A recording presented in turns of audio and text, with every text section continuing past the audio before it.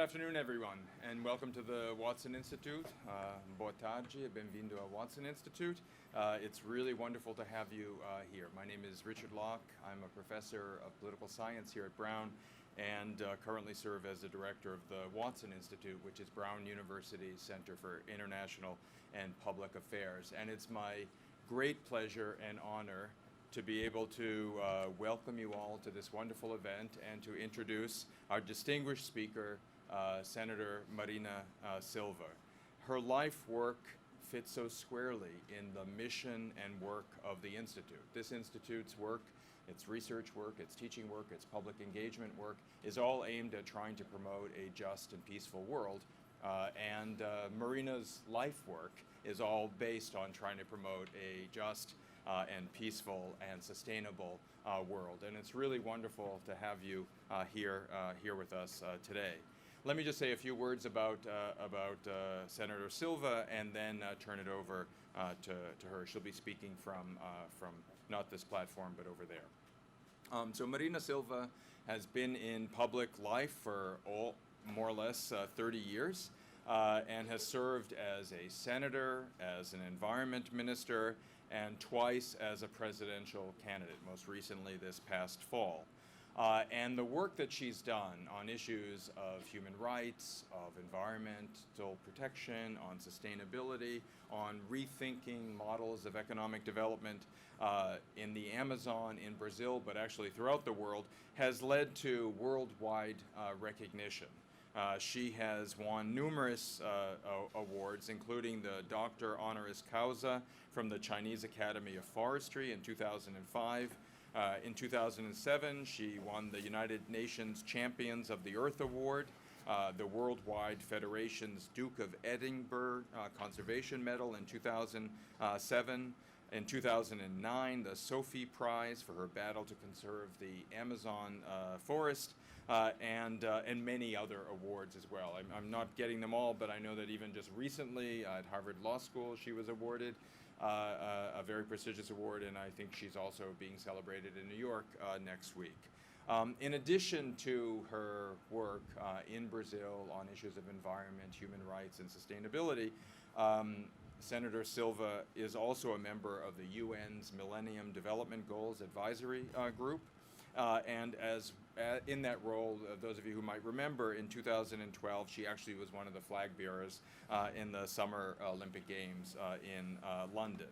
The Financial Times has named her one of the Women of the Year in 2014. And what's so interesting about Senator Silva's life story is that she comes from humble background, started off actually not fully engaged politically, etc., but did from a very humble background earn a bachelor's degree in history from the Federal University of Acre in 1984, and then went on to earn postgraduate degrees in educational psychology from the Catholic University in Brasilia, and then psychoanalytic theory from the University of Brasilia. And we asked Senator Silva to speak with us about both the opportunities as well as challenges in promoting sustainable development in Brazil. But we know that this is an issue not just focused in Brazil. This is a challenge for all of us in this country and throughout the world. And so we are very honored and pleased to have Marina Silva with us today. She is just truly an inspiration for all of us who work on these issues, and it's a tremendous honor to have you at Brown University. So thank you, Marina Silva, and we look forward to learning from you this afternoon.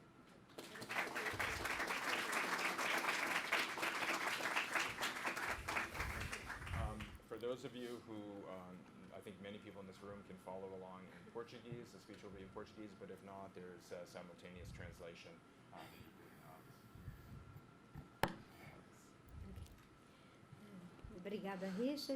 Thank you, Richard. First, I want to thank Richard, the director of the Watson Institute and political science professor, a friend, a dear friend. I also want to thank Salo, who helped me out here just now with interpreting, and also you all for being here. The idea of speaking about opportunities and challenges for sustainable development in Brazil at a time and in a context that is difficult than the one we have in Brazil right now. Obviously, this adds other challenges beyond the issue of sustainability itself, which is already something that's very complex. But at this time, Brazil is facing some challenges and a very difficult crisis, which obviously has repercussions in the idea of changing a sustainability model, of a breaking of a paradigm, of a developmental paradigm to a sustainable model. What I'm going to talk about, and then afterwards I hope I can speak briefly so that we can interact a little bit more. Talk about two issues. First of all, first explain what I understand as sustainability, as sustainable development, and then, after making that clear, what are the opportunities that Brazil has in regards to this challenge of sustainability involving two plans. I generally say that I'm not an academic. I don't have an academic training on these. Obviously, I went to school. But my contribution here doesn't have that pretension or that objective.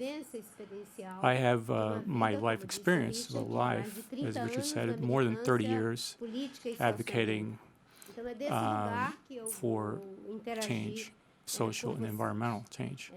And then it's from that standpoint that I'm going to interact with you. First of all, saying what I mean by sustainable development. The United Nations works with 4 classic dimensions of sustainability that certainly all of you know, everyone that's in this room knows. Sustainable development started gaining support economically. Sustainability has to be sustainable economically.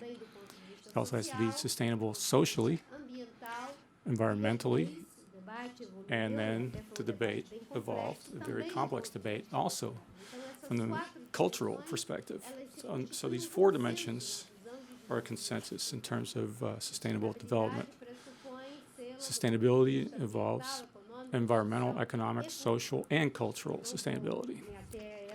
I'm not going to talk too much about that because it's already well known. My objective was I decided to add 3 more dimensions, perhaps a bit pretentiously. But I think a sustainable model, and this is the challenge for the world, specifically in Brazil, a model needs also political sustainability. There's no way to make all these changes in economic plans, social, environmental, if we don't have a good base of political sustainability so that these decisions can be taken, so that we can create a new vision, new procedures, new structures that are needed for creating this new surface, this new development model. And political sustainability has to do with a change in attitudes in citizens in general. Generally, we think we're going to elect somebody so that that person will do something for society. The changes, the transformations, the benefits that society needs. I usually say that that's not sustainable.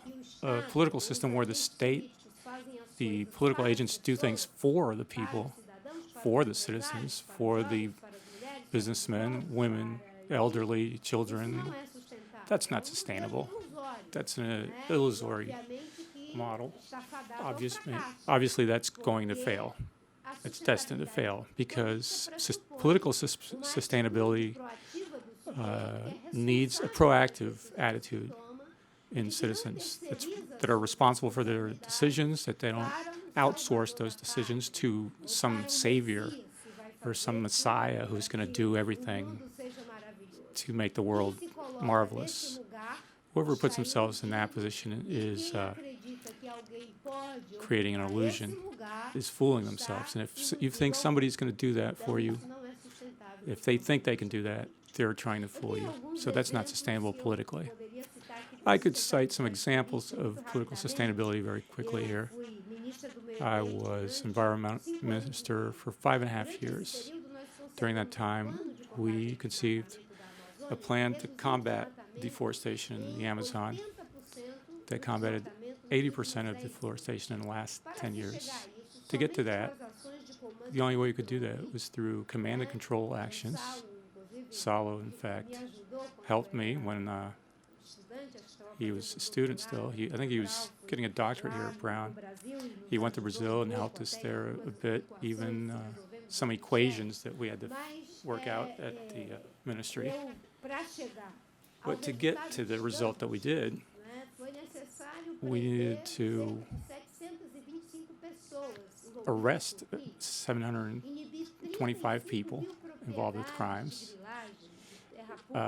take back public lands that had been taken over by private people, have several operations involving the federal police and the Environmental Protection Agency, and 4 billion reals in fines against lawbreakers, establishing a law that barred credit to anybody involved in deforestation, to create a blacklist of criminal businesses, expose all the municipalities that were criminal, arrest 125 employees of the ministry that were involved in environmental crime. I'm just citing some examples. And this reduced deforestation from 27,000 square kilometers to 4,000 square kilometers. That was the lowest we got. Seizing more than 1 million cubic meters of illegally logged wood. More than 800 flatbed trucks, one after the other. I'm not going to get away from political sustainability. Anybody that doesn't know much would say, well, Lula did that during his presidency, or Marina and they did that with their plan. That would be a lie. That would be an illusion. Society is the one that did this. Brazilian society was the one that did this. Why was this only done from 2004 on and not before? Because Brazilian society didn't have the political sustainability to do that yet. Because to do something in that scale, there was no way to do that, to do that before that, and maintain your post in the ministry and maintain all the employees. This is not something one person can do. Only a society as a whole, a people as a whole. It's a cultural change. Institutions have to do this. So political sustainability talks about institutionalizing the procedures, making virtuous people create virtuous enterprises so that these institutions can then prohibit people from doing things that are not very virtuous. That's political sustainability. The other dimension that I added to those four is, this seems kind of superfluous, but it's the aesthetic sustainability. A model to be sustainable also needs to be sustainable from an aesthetic point of view. Certain things need to be preserved, should be preserved, not for their monetary value, for their material value, pure and simply, but sometimes their acoustic value, their symbolic value, their imagetic value, their rhetorical value that these things have, the beauty of a landscape of certain areas and regions. A model that cannot preserve those things, these things, these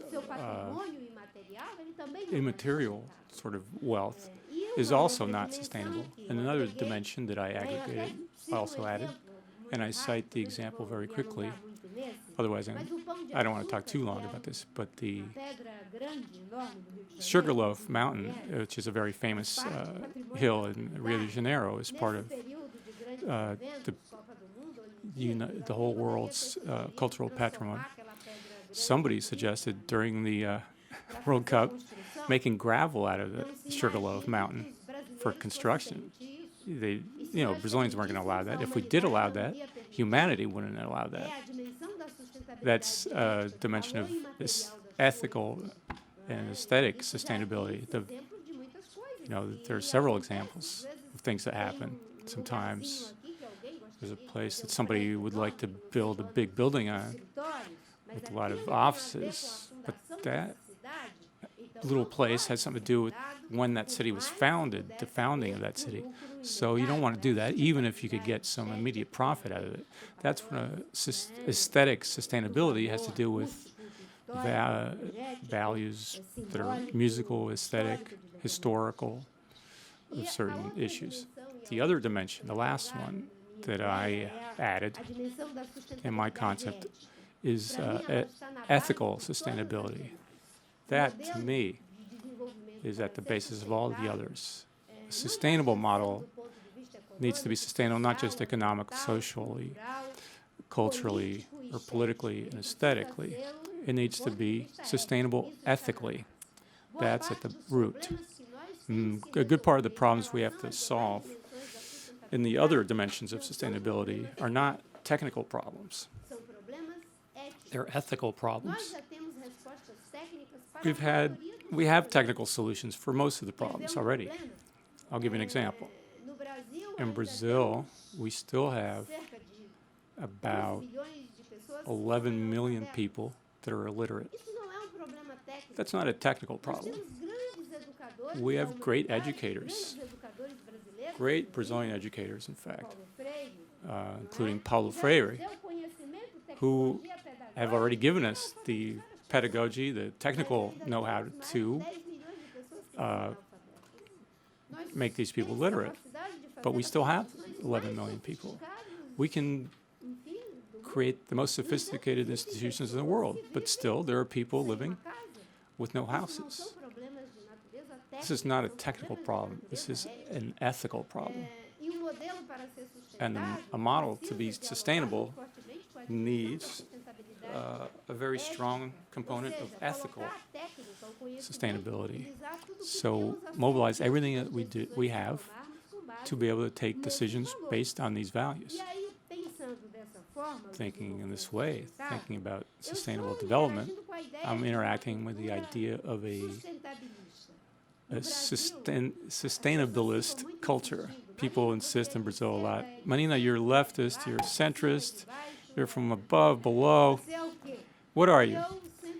And I always answer them that I am a sustainabilist. Because to be a sustainabilist, there are some that are conservative, people that are also preoccupied with preserving the environment, but they're not too preoccupied with social problems. Sustainabilists, the progressive ones, can integrate economy and environment, social and environmental. So I'm a progressive sustainabilist. An issue that's, to me, is very important is, in this way, sustainable development is not just a way of doing. There's a difference in thinking about sustainability.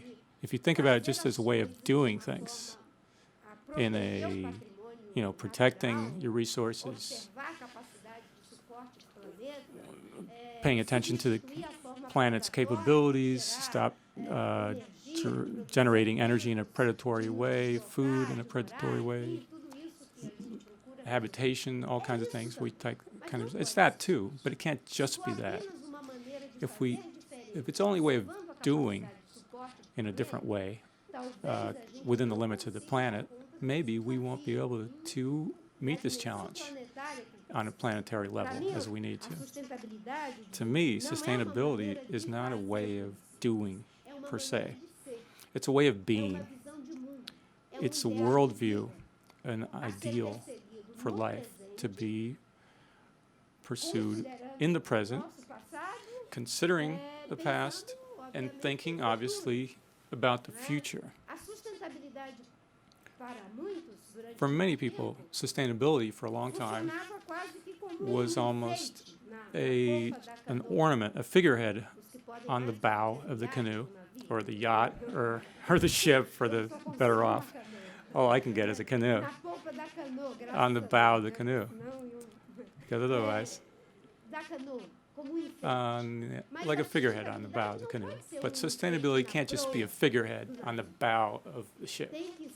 It has to be a motor, an engine in the back and the stern of the ship. I have to think about energy. Energy has to be sustainable. I'm going to think about how to use the land. It has to be sustainable. Health, education, whatever I deal with. It's something that goes all through the sectors. That's why I think it's a way of being. Well, that's already a well-known term, this idea of doing and having. But the dimension of being is what's brought us to where we are up to now. The idea of humans orienting themselves by cosmic vision that puts in first place doing and having is very recent, maybe 450 years from mercantilism on. Economists would be better able to say the last 450 years or so. Whereas the ideal of being has been substituted by the ideal of having and doing. But the societies that were here before that model, they wanted to be. The Greeks wanted to be free. They wanted to be wise. Romans wanted to be strong, wanted to be great. In the Middle Ages, people wanted to be holy, even if they sinned a lot in the names of holiness. But they wanted to be holy. One day, mercantilism made us wake up wanting to do and have things, and created a vision in which we're happy when we do and when we have things. And then we have to create a space for a place for all these things we make. So this is consumption. We consume, we make and consume, we make and consume. It's a black hole. But we evolved as to be. So what do we want to be as a human race, as Brazilians, as Americans, as Italians, as blacks, white, Indian, whatever? And as people in psychology know, a friend of mine who just died in Argentina, Alicia Fernandez, a great teacher of psychology, she always said, nobody asks a child what she's going to do when they grow up. We ask children what they're going to be when they grow up. It's a very complex question to ask a child, isn't it? But that's how we ask. What are you going to be when you grow up? And the child answers in a very strange way sometimes. Sometimes say, oh, I'm going to be my father's car. I'm going to be, whatever. They see whatever is important at that moment in the mirror, what's mirrored to in their reality. Some others need to be doing something, yes. But when they get to your age, more or less, then we start asking, what are you going to do, right? Because really, come on, it's time to start doing something. And this question has been asked to us as a human race, as a civilization. What do we want to be? I think we want to be sustainable. At least we should want to be sustainable, considering the crisis we're in. Sustainable economically, transforming the comparative advantage into competitive advantages. Sustainable socially, producing goods, wealth that will lead to wealth, education, things that are sustainable environmentally, using wisdom and resources so as to meet our needs without compromising those that have not yet been born, maintaining ties between the generations that are yet to be born. What makes us human is the capacity to establish a social nexus. As Lacan says, that's what makes us human. Beings that can produce culture, a model to be sustainable in this case. Being sustainable, we want there to be sustainability culturally. We want to respect diversity. There'd be a certain stagnation if we were all the same.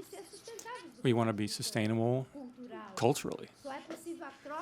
We can only have exchanges if there are differences. If everything's the same, we'll have cultural erosion. A sustainable model, as I've said, it has to be aesthetic. We want to be sustainable aesthetically, ethically, politically. It's a way of being. It's a worldview. Having noted that, I would say that looking specifically, all right, this is all generic and very cool, but now concretely, people ask me that a lot. What about in concrete terms? In Brazil's reality, a country like Brazil, how would it be possible to break this paradigm? And why do we need to make this change, not just in Brazil, but in the whole world? Because I think we're going through a crisis, a civilizational crisis right now. There's a civilizational crisis with a huge challenge for humanity. We have an economic crisis. In Brazil, it's even more serious. We're going through a political crisis in the whole world. In Brazil, it's very serious. We have a social crisis, environmental crisis, and a crisis of values. 5 great crises that, in my view, create just one, the civilizational crisis. Civilizational crises are not easy to deal with. And this is by intuition, I'm saying this. You guys who are academics are going to tell me if I'm right. I don't need to prove this. But civilizational crises are not easy to deal with. We don't even have the experience to draw on to say, look, these people dealt with a crisis. We're going to do what they did, and we're going to get out of ours. Because the Greeks, when they collapsed. The Romans, the Egyptians, all these civilizations, with one difference. They didn't collapse all at once. One was flourishing, another one was going down. There wasn't an integrative power of a globalized world, which would put everybody on the same, working on the same problem. Nowadays, even the most isolated community in the Amazon, where there are still 38 peoples that have never had any contact with white people, thank God. And that forest that doesn't allow people to come closer, they're involved in the crisis. There's no place on the world where you can hide. So the crisis is much greater, much more dramatic. So if we don't have experiences to draw from, maybe we need to have a more daring attitude, because it could be a one-way road. We could get to a point of no return. There's a good chance of that. So if we see this as a civilizational crisis, we can't just see this as something for one group or one party to solve. It has to be the effort of civilization as a whole. And I think it's a generous fight. Businessmen are called, the workers are called to take part, academics are called to take part, everyone. As a song by the group Titãs in Brazil says, everybody at once now. If we had a fire here in this room, we wouldn't ask who's a capitalist, who's a progressive. We would break down the door, and outside we would talk later about our differences. We're going through an emergency, and I think of all the countries, Brazil has the best possibilities for breaking this paradigm. I'm not saying this because I'm Brazilian, But I would say that Brazil, having more than 22% of the living species on the planet, Brazil having the largest forest, second only to Russia, so more than 516 million hectares of forest, first growth and second growth. 13% of the potable water available to the planet, 80% of it in one of the most important regions, the Amazon, where there's only 5% of the population of the country. So 25 million people in the Amazon. Brazil is an environmental power, and many times we are happy to be giants by nature, as our national anthem says. But it's time for us to stop thinking that way. We have to become giants not just by nature. We're already giant that way, but we have to become giants by the nature of the decisions that we take. And the decisions we take need to take into account aspects that are political, objective, several issues that, in my view, these opportunities are there for Brazil on two levels. One, in a material, concrete level, it's a country that has all this natural wealth, has a basis for evolution in terms of institutional gains, significant institutional gains since the Constitution of 1988 was adopted. Cultural riches, we have a base, a knowledge base. There are a lot of problems with our educational system, but Brazil has consolidated a knowledge base, technology, innovation, that would allow us, in partnership with other countries, to deal with this challenge. And we've achieved a certain stability during a certain amount of time. The problem is, in the last few years, Brazil has suffered a certain discontinuity in this virtuous cycle, and now we're before a crossroads, because the political unsustainability is threatening what we've managed to achieve arduously. Social inclusion, economic gains, and also the strengthening of our democracy.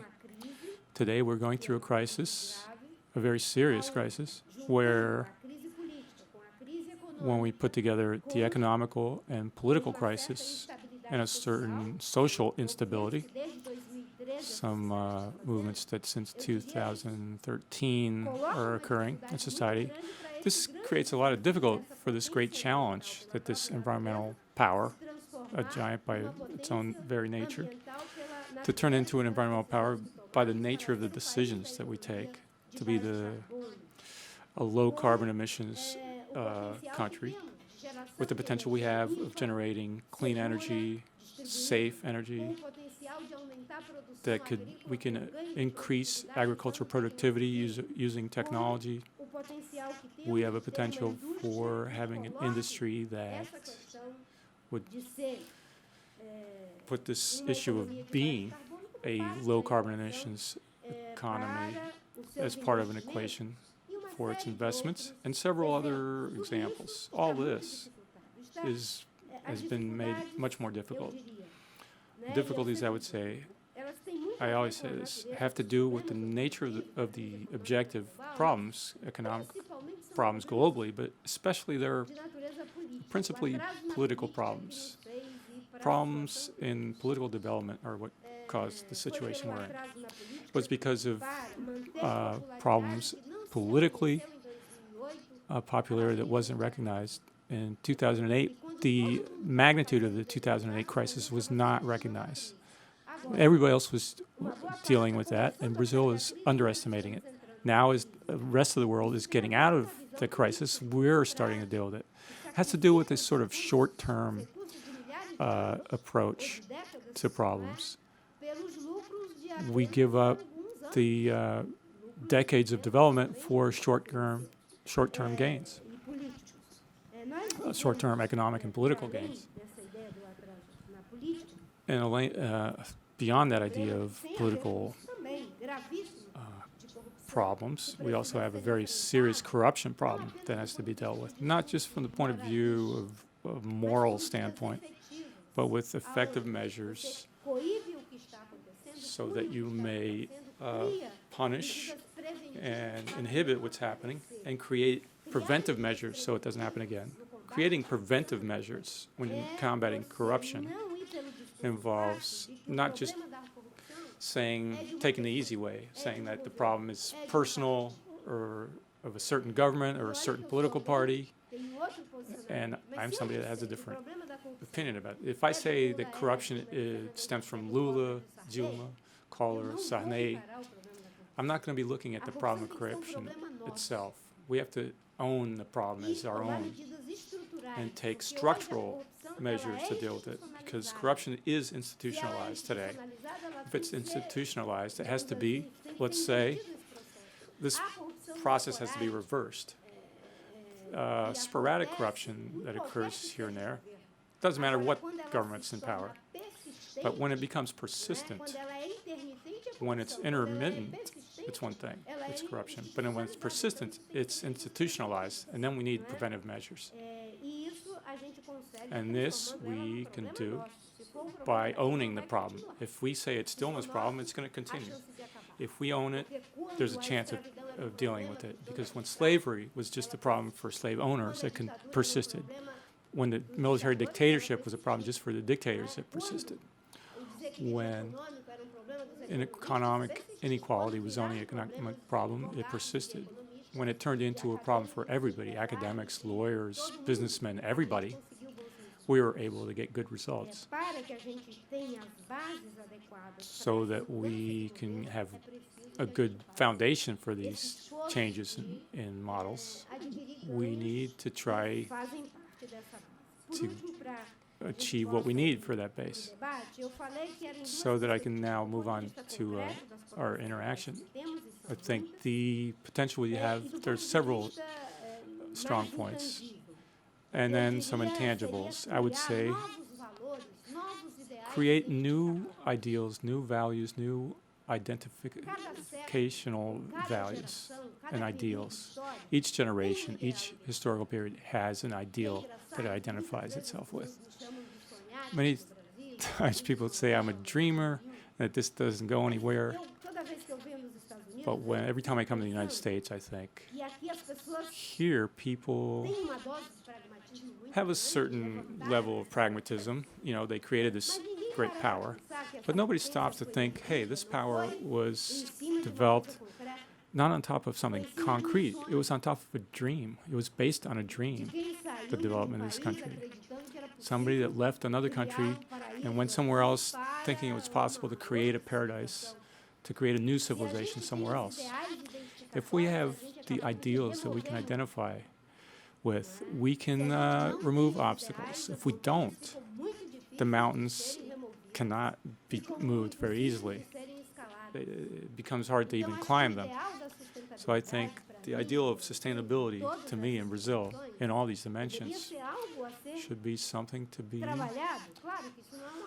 worked on, of course. It's not something you do for people. It has to come from people. And I'm very happy when I saw the research done by Datafolha that 95% didn't want the forestry code to change in 2009. People preferred to pay more for rice, beans, and meat, but wanted to protect the Amazon forest. That's already a new ideal, a new goal. And I'm sad when I hear people in Congress in Brazil saying that we have a lot of land there for very few Indians, and they want to give Congress the prerogative to take land from the Indians because it's 513 representatives. There's no Indians there in the Congress, and that they're not going to create any more Indian reserves. That's not the ideal that I would like to have.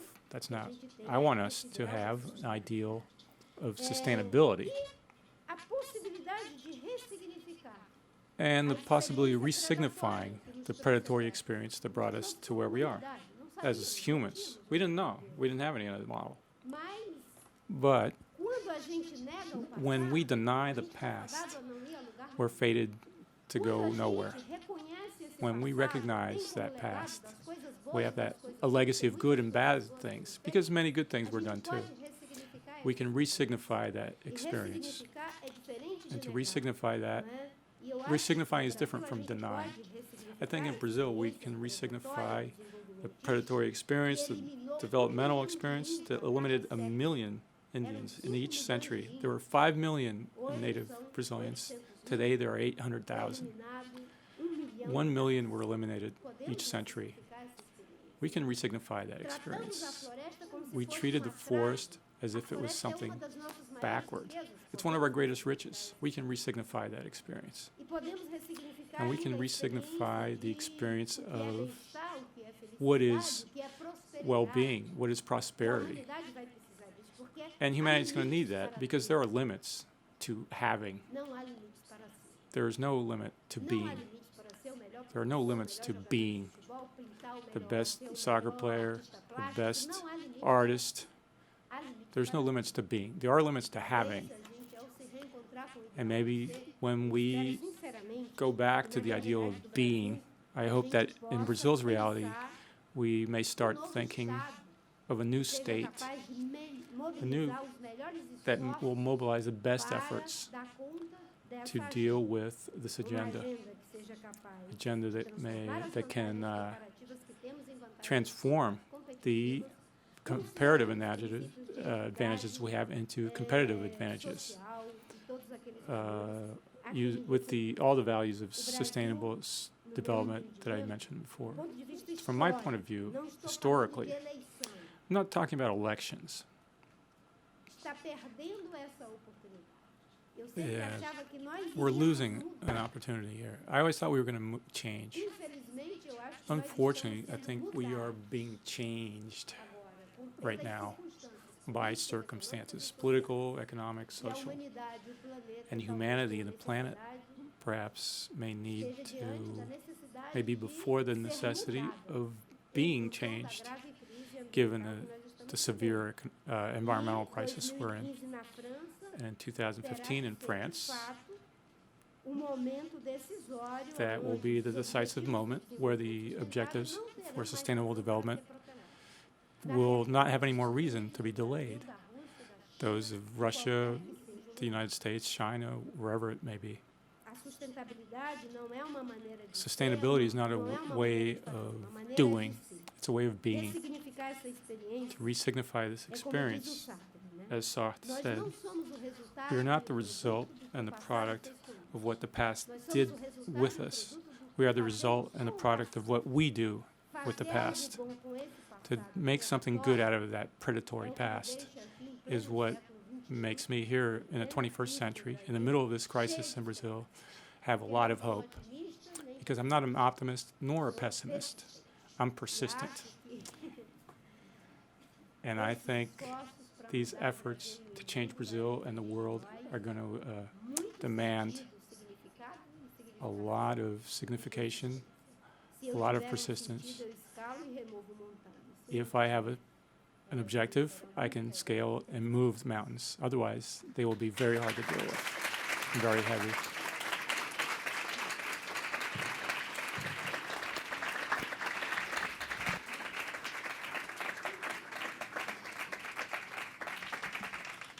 Thank you very much, Senator Marina. And now we have time for questions. And there are people with microphones. If you want to ask a question, if you could please just identify yourself and please keep the questions relatively brief. So questions, comments, reactions.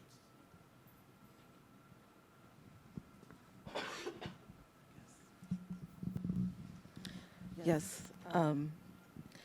I'm wondering if the minister was aware of the problems with water in the state of California here in the United States.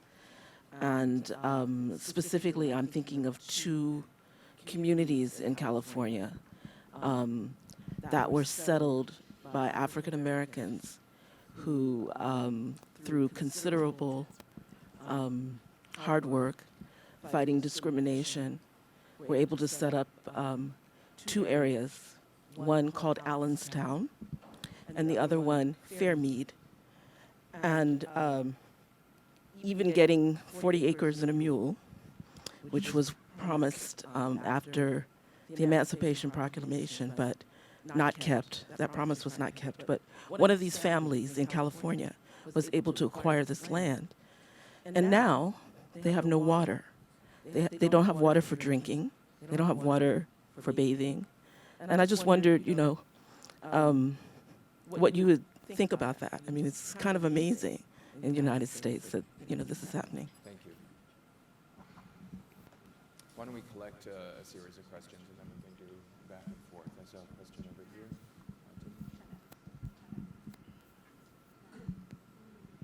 And if you could please identify yourself. Timmons Roberts in Environmental Studies and Sociology. Seja bem-vindo de volta. It's wonderful to have you back. Exatamente. So, my question is about Brazil's contribution to the Paris negotiations that are coming up.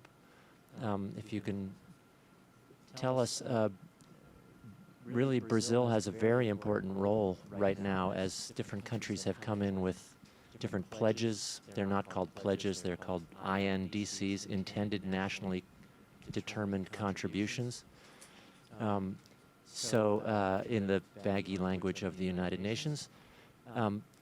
But do you think Brazil can come in with a pledge that's ambitious and not just reliant on the impressive reductions in deforestation that happened mostly since 2004, but also on energy use from fossil fuels and agriculture, both of which are sectors where Brazil's emissions of greenhouse gases are rising?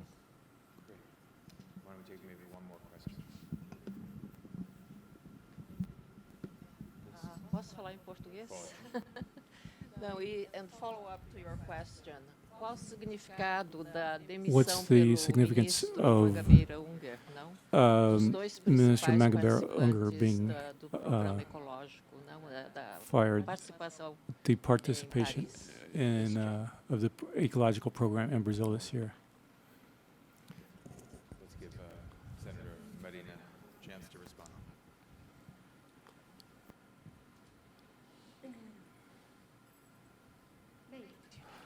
Well, of course, I don't know in depth the problem that you mentioned, but obviously there is a sort of socially unjust situation with more vulnerable groups, historically speaking, in societies, in so-called developed societies. The blacks, Indians, native peoples, traditional peoples, generally they lose their best land and their best sources of natural resources. And then they have to fight very hard to recover these areas, sometimes completely deteriorated, or have a substitute area with a lot of scarcity problems. In my view, this has to do with that dimension of ethical sustainability and a certain lack of understanding of the value that these populations have for, I know the reality of the traditional peoples of Latin America especially, I know very well. In this moment of crisis, local peoples, traditional peoples have a lot of knowledge associated to natural resources. They have a lot of resilience that can help in moments of crisis. And in the obvious case that we're going to have problems with water scarcity in various countries. In Brazil, we have such similar situations. Even outside of the semi-arid parts of the country, we have about 13 million people that live in a semi-arid region where they have very difficult access to water. But today, São Paulo, Rio de Janeiro, Minas Gerais also are having very serious water supply problems. When I was environment minister, we tried to create committees to negotiate water use conflicts in these different hydrographic areas. Thinking we needed to mediate correctly between the interests of agriculture, business, the population, animals. And at that time, people thought we were crazy. But now, we're going through a very dramatic problem, and we're not prepared for it. More and more, environmental problems are going to be made worse, are going to be getting worse. And if we don't have an agenda of adaptive measures and an understanding that the more vulnerable populations are the ones that will be hurt the most because they're pushed into these areas where there's more difficulty, more scarcity of resources without the necessary support for them to be able to overcome these difficulties. That's a reality that we're going to have to learn how to deal with social justice, but also environmental and climate justice, which is a concept that is being worked on in many places in the world, especially in Latin America. This case that you referred to is, without a shadow of a doubt, a case of injustice in relation to resource use. Obviously, a collective injustice, a historic injustice.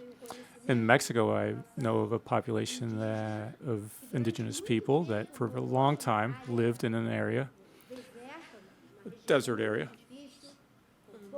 with very little rain, a lot of wind, a lot of difficulty for agricultural production. And some years ago, a study was made of the potential for wind power there, and big businesses immediately bought all the land in that region, and some young dreamers, especially some people from Spain, started working with that community of indigenous peoples to create wind power projects locally. And at Rio Plus 20, they were going to have the first auction of community-produced energy through the government, thanks to this effort of not allowing that injustice anymore. In the past, fertile land was appropriated by those who could, those who have, and now in the present, wind is worth money, and it's already getting appropriated again, and it's an unjust situation. Obviously, we have to work on that from the point of view of rights, and also of a new concept of how to distribute equitably resources, natural resources, environmental resources, and also social justice. Brazil contributed. What's Brazil's contribution? What can we contribute in 2015? Brazil has always participated very actively in the biodiversity treaty, desertification treaty, the climate treaty. We helped figure out clean development. We were the first developing country to commit to goals of deforestation containment. But now deforestation is growing again. I'd like to at least deforestation continue as part of the agenda, because now we have deforestation growing in the last few months compared to last year of 250%. Obviously, nowadays, with deforestation falling, we have energy production, agriculture as the great generators of CO2 emissions. Brazil could bring a very ambitious agenda in relation to energy. We have a huge potential for solar and wind power and biomass energy.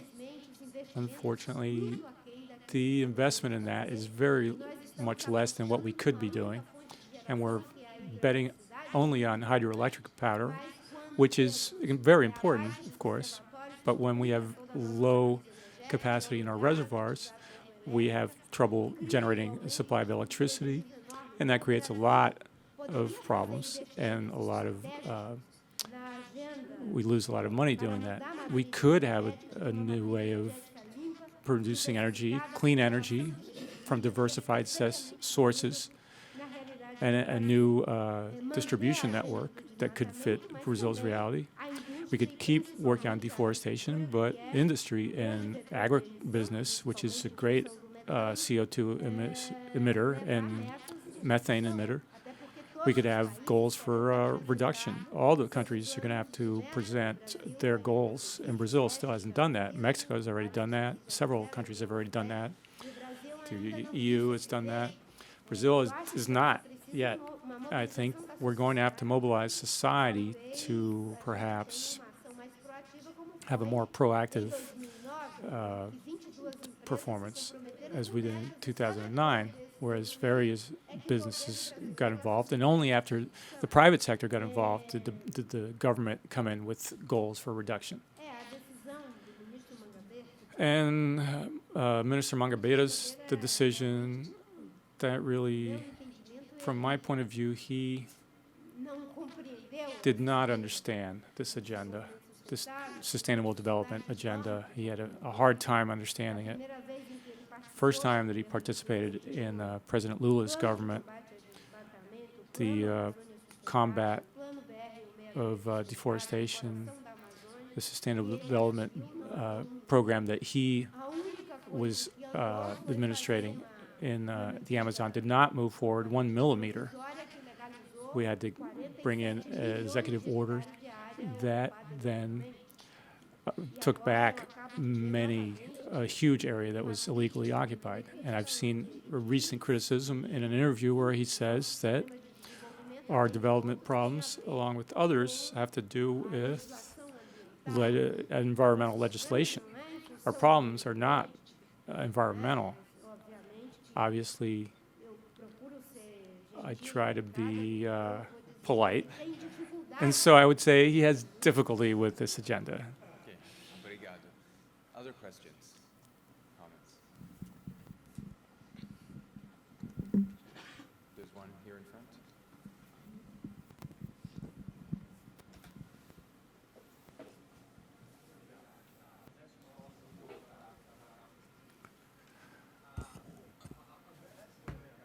Up to now,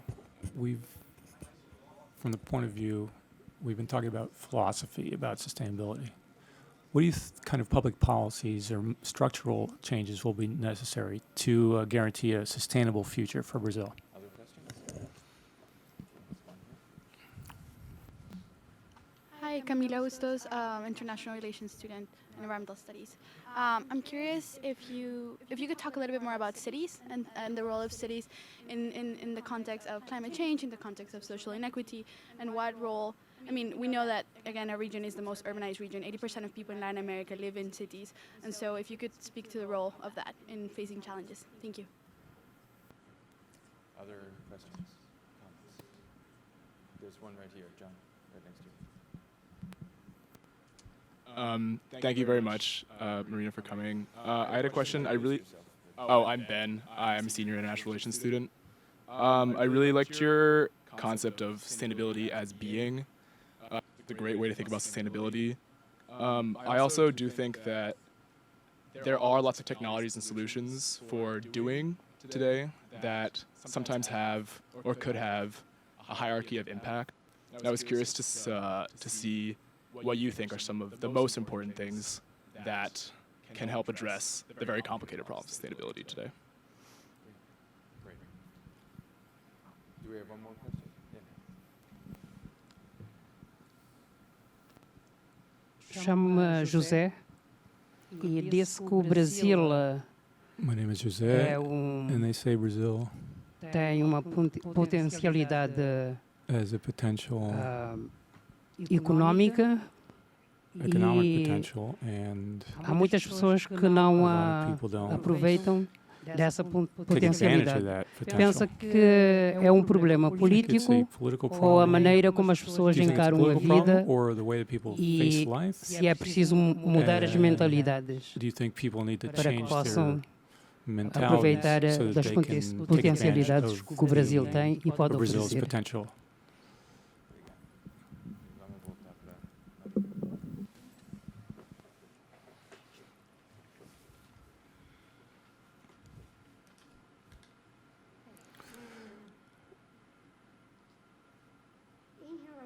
In relation to, well, objectively, how could we translate these ideals of sustainability to, that's your question.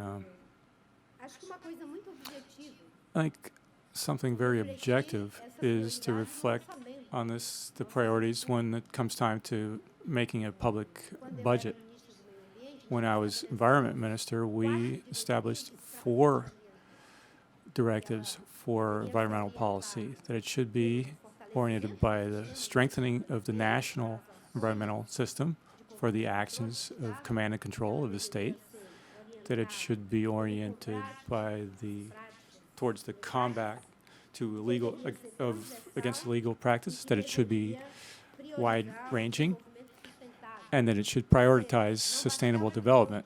So it wasn't enough to say what they couldn't do. We had to say how and create means for people to do things the right way. I can give you an example. We created the Brazilian Forestry Service to deal with 61% of forested territory in Brazil, which is more than 500 million hectares of forests. Unfortunately, the Forestry Service's structure after we left the government is just very primitive and incipient. If we compare it to the budget for the Embrapa, the National Agricultural Research Institute, when you see how many people they have there to research agribusiness, is incomparably larger than the Forestry Service. So the Forestry Service has to at least get to the size of Embrapa. That would already be something. If you see that education in Brazil has a big deficit in the sense that 500,000 youngsters who wrote essays in national placement exams got an F on those essays. If you don't deal with problems on that magnitude, if you don't have a good basis of technological knowledge to deal with that, that's not just speeches. That has to be in the budget, it has to be in the curriculum, in the priorities, in the investment in the area of education to use the advantages we have comparatively into competitive advantages. When you see that there's an incentive for activities, for conventional, let's say, activities, and what there is of means for innovative activities on the sustainability agenda, it's really embarrassing to see a country like ours. How can we have so much potential to produce solar energy, and Germany, who has hardly any sun compared to us, has 27% of solar capacity already installed. We have 0 point something percent. I mean, that has to be prioritized in the budget. The idea of an energy production system that is safe and clean, that has to be a plan. That has to be part of Brazil's energy policy. But when you say that, they say you're against the offshore oil drilling in the Pre-Sal project. That's something that we've got now, but we've got to use the money that we get out of that, the wealth out of the offshore oil drilling, to invest in the technological basis for the other sources of energy generation. As that director of the World Bank, men left the Stone Age not because they ran out of stones.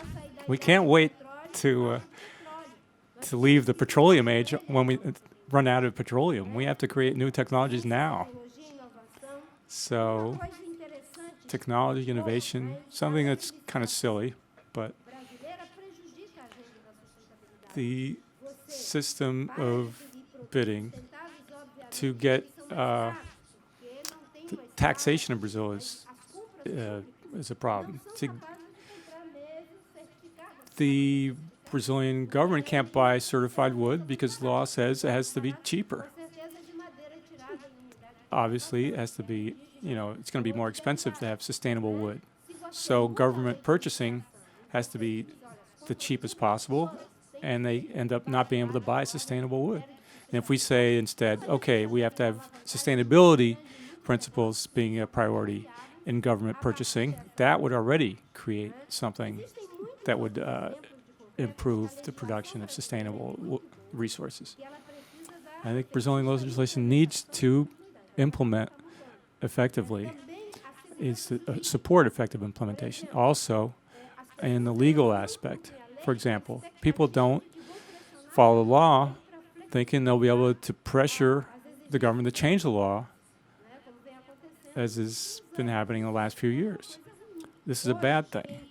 Today, people that preserved 50% of their land is losing in compared to somebody who did illegal logging. Those who did illegal logging can now consolidate their whole property. Those who did not can't deforestate anymore. If you have a property that you can't use 50% of, or one that has already been 80% deforested, the one that's been deforested illegally is greater in value than the one that actually followed the law that used to be in effect. So there are many things that can be done.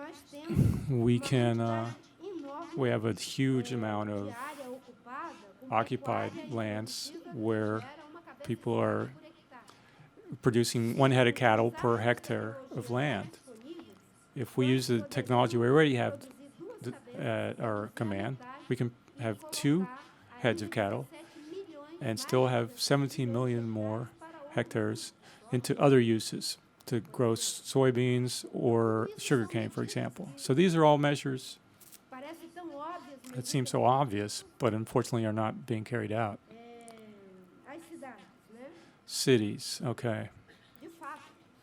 Yes, in fact, more than 80% of the population of the planet lives in cities. In Brazil, the largest part of the population today lives in cities, even in the Amazon. The state of Amazonas, which is in the heart of the forest, that has only 4% of developed land, has 75% of its population in the capital city of Manaus. So any sustainable solution has to consider the human sustainability. And if we can have quality of life in social terms, environmental, transportation, housing, jobs, so on, in cities, if we can do that, we can resolve a lot of the problems of humanity, because there's a concentration, very high concentration of people in cities. And obviously, the solutions for problems of sanitation, drinking water, Brazil, 80% of people don't have access to sewer systems. More than 80% don't have treated sewer systems. Any solution thinking of improving the quality of life has to deal with that sort of equations. And that also has to be reflected in the budgets and the policies of development policies. In Brazil, for example, the policies for incentives in the automobile industry that give incentives for creating individual cars instead of collective buses and trains causes people in the big cities in the southeastern part of the country, the traffic in their cities are hell. The traffic in all those cities is hell. You buy yourself a car, but then you sit there in traffic breathing in exhaust. In Brazil, we have a movement called Sustainable Cities. It's a worldwide thing. It's been in New York and other places. They're trying to find new ways to deal with this. It's not easy because there are very powerful interests involved, especially concerning real estate speculation, the illegal, where people are resettled outside of urban areas, far from jobs, far from economic opportunities. When I came here the other time with Richard, I saw a place book called Geography of Opportunities. If you think about the geography of opportunities in the great urban centers, you will see that the opportunities for a quality of life is only there for a small group, and problems of transportation, sanitation, and pollution, that's what most people have to deal with. We have a few minutes for a few more Alguns questions. minutos para mais algumas perguntas. Yes, back there.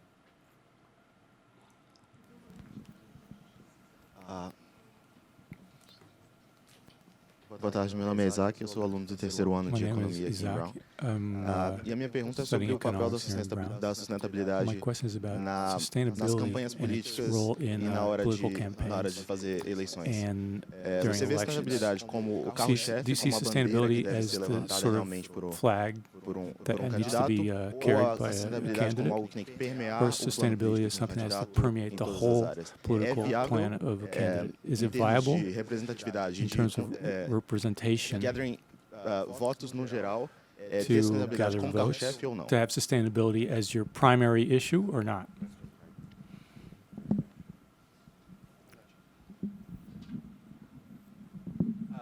Meu nome é Jacob, eu sou um estudante de primeiro ano My name is estudando Jacob. literatura comparada. Em I primeiro study lugar, comparative literature. obrigado por ter vindo. First of all, thanks for A, being here. a minha pergunta tem a ver My com a question questão has to be do to do desarmamento, with, porque ainda que essa disarmament. questão seja Even though that apresentada issue geralmente may em be termos dealt de with segurança, acho que in terms também of safety, é uma I questão think de it's meio also ambiente, an environmental que tem essa issue capacidade de because it destruir o can nosso be, it can mundo destroy our do dia world para a noite, praticamente. from one Então, day to the ainda next. que sejam So even passados if os dias dos estudantes the days se of abrigaram students, debaixo das cadeiras da hiding época under da their Guerra chairs Fria, during ainda é the uma Cold ameaça. War, it's still Então, a threat. gostaria de saber So I'd like to know como é que essa questão how do does that issue desarmamento of se disarmament encaixa dentro do ativismo meio fit into ambientalista e quais são environmental possíveis activism, ligações and what are the entre o possible ties ativismo between do desarmamento nuclear disarmament, e o ativismo nuclear meio disarmament activism ambientalista? and environmental activism? After maybe one more question. Yes, Professor Sala.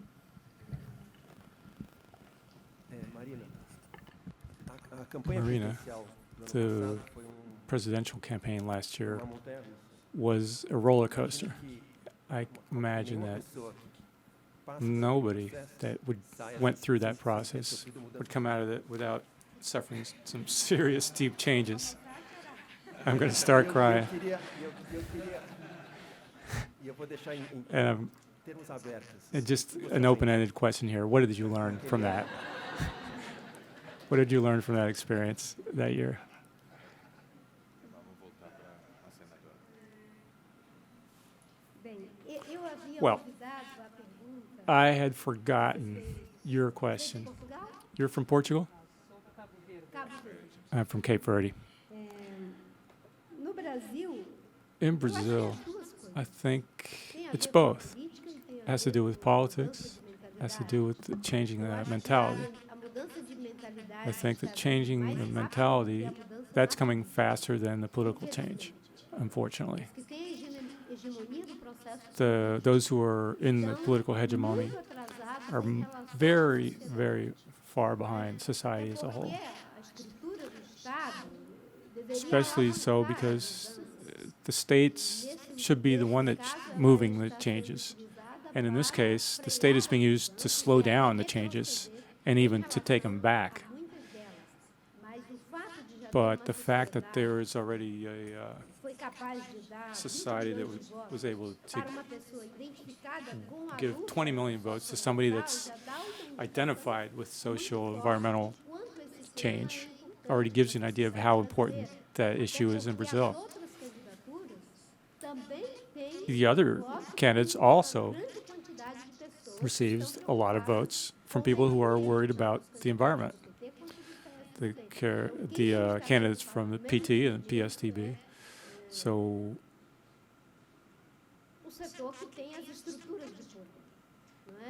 that's the sector that has the structure of power, and that's a big change.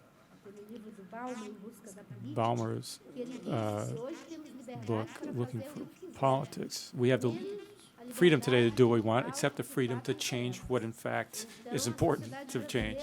So Brazilian society, using the freedom it has, is expressed desire for change, but those who run the structures are not allowing that change, the change that really interests us. Sustainability in political campaigns. I think its role is basically one peripheral one. It can't be one sort of point there. It has to be infused into all the policies during a plan that me and Guilherme implemented. We placed sustainability as an inherent sort of issue.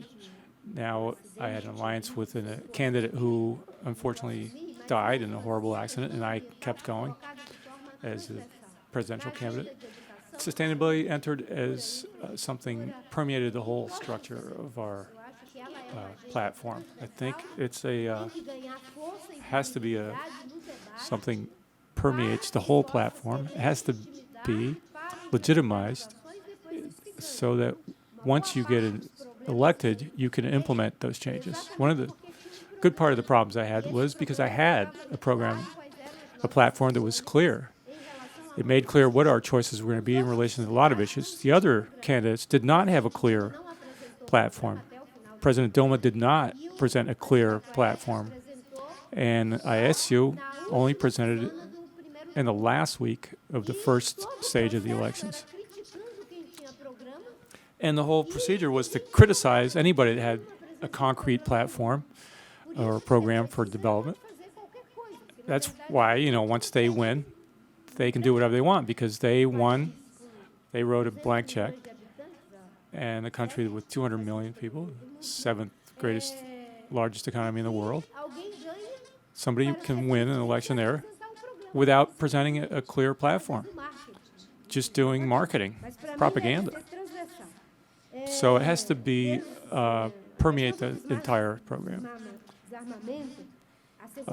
The issue of disarmament and environmental safety and so on, that's a historic fight that we have to continue, because the whole arsenal is still a risk for mankind. All the investments that are being made, the fight between those. The non-proliferation treaties, people are wanting to repeal those to be able to develop nuclear weapons, which is terrible for a culture based on peace. Obviously, that's humanity's struggle. I think we have to struggle for a culture of peace, a different type of equilibrium. It also teaches us that maybe the idea of safety needs to be changed to also include environmental safety, because when you know that a certain weapon has certain potential for destruction, can do away with the planet or a good part of humanity from one moment to the next. It gives us an idea of the real problem that exists. Another thing is when this is a very slow a bomb with a very slow effect, like we're doing with biodiversity, with the forests, with water supply, almost getting to the point of no return. That also has a new way of looking at the concept of safety. Maybe we need to rethink a new conception of safety, overcoming the old Cold War paradigm with its arsenals, and look also at this struggle between economic powers destroying the planet and all of the rest of us dying a slow, gradual death. Something we have to look at and learn from both those struggles. I think there is a common thread in the two forms of activism. There's a new activism appearing in the world, in fact. A new political creature is being conceived. The idea of a political agent has to do with the idea that until now, political action was always carried out by parties, churches, NGOs, businesses, or by academia. Individuals could act but they were always need to be linked to a certain safe haven. For the first time, information technology has allowed a person-to-person activism where you can exchange information, where you eliminate the mediation, the intermediaries. The big mobilizations happen in this new activism. We're leaving the old activism, directed activism, where a party, a union, some organization runs it, to what I call individual, autonomous activism, where you yourself can be an activist. You don't have to depend on an organization. That organization is just a foundation. And you have now your own anchor, so to speak. This increases the capacity for any kind of activism. You know, individual autonomous activism is something that can work in any issue. Just like the world is globalized and interconnected, the autonomous activism is a characteristic of a globalized world. It can be right-wing, left, center, pro-disarmament, anti-disarmament. It's a person-to-person activism. Those who who really thought that the new information age were going to revolutionize everything, religion, art, and whatnot, thought that wouldn't affect politics, and it has. And now they have to learn how to deal with the effect of the information age on politics. Now we don't depend on charismatic leaders. It's individuals. How are we going to create the new procedures, new leaderships? We don't know yet, but there is a new political agent that can act in any of these areas that you mentioned. The environmental area, very much so. And now Saulo's question. Saulo's a friend of mine. Yes, it was a very complex process, very hard. A choice was made to present a very clear platform, be transparent about what we wanted to implement in Brazil. The candidacy that won did not present a detailed platform. They denied our diagnosis, denied all the measures that we said would need to be implemented, not at the level of magnitude that they're being taken now, because now things are much worse. And after they won, without recognizing that there are economic problems, is now acting on those economic problems that were denied previously, and is paying a heavy price because there was a process of political deconstruction that has never before been seen in Brazilian democracy. I had 2 minutes on television. President had 12 minutes, and the other candidate had about 5 minutes, almost 5 minutes. So in those 2 minutes, I had to present proposals, make my criticisms, defend myself, and make people dream and believe. It was very hard. Just so you know, there was a generalized network of deconstruction using marketing, what I call savage marketing, but also all sorts of concrete networks saying that I was going to do away with offshore oil drilling, with all sorts of social programs, Círio de Nazaré, which is a folklore event, a traditional event, saying I was just going to do away with the future in general. And it was impossible for you to answer all those accusations. What did I learn? I learned something that is very significant from a human standpoint. First, that the ends don't justify the means. The ends have to be compatible with the means. And another thing, it's better to suffer injustice than to carry it out. I can be here happy, dreaming, persisting, having suffered these injustices. I can't imagine myself looking at you now, talking about sustainability, ethical, aesthetic, and whatnot, if I had committed those injustices. So what I learned is that it's better to suffer injustices than to carry them out. Please join me in thanking Senator Marina for a wonderful talk.